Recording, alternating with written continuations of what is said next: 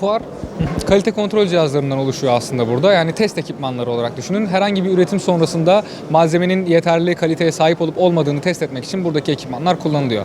Her malzeme için farklı ekipmanlar, farklı testler var, standartlar var. Onun için farklı şeyler görebilirsiniz. Biz burada şu anda sergilediğimiz işte çekme, basma, mekanik test cihazları tarafına ben bakıyorum. Sertlik ölçme gibi.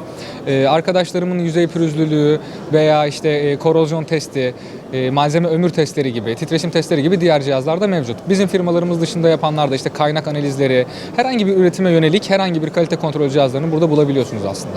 Ben Batuhan Yıldırım. Ankara'da tüm müşterilerimize demo, ölçüm hizmeti ve cihaz kurulumları ile ilgili destek vermekteyim.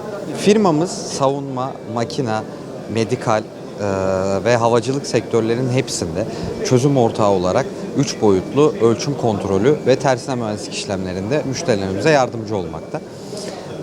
Burada görmüş olduğunuz ürün grupları sırasıyla lazer tracker, kollu lazer sistemi, arka tarafta göreceğiniz bir 6 eksen, fotogrametrik bir tarama sistemi, ileride göreceğiniz 2 tane sabit CMM ve KUKA ile entegrasyonu yapılabilen bir CMM'den oluşmakta.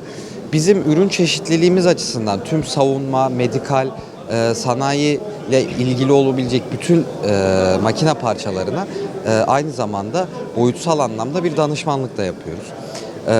Biz aslında bir çözüm ortağıyız.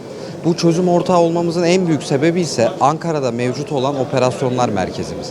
Burada portatif sistemlerin tüm servis işlemlerini gerçekleştirebiliyoruz.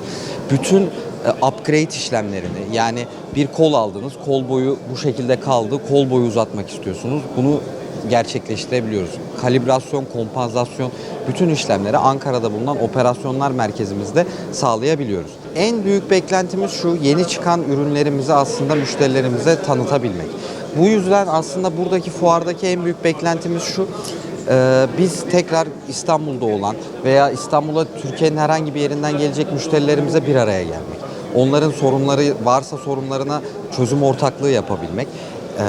Ve aslında bu sayede de bu fuar bizim onlarla bir buluşma noktamız oluyor. Varsa yeni müşterilerimize bir çözüm sağlayabilmek, onların dertlerine bir şekilde bir çözüm sunabilmek.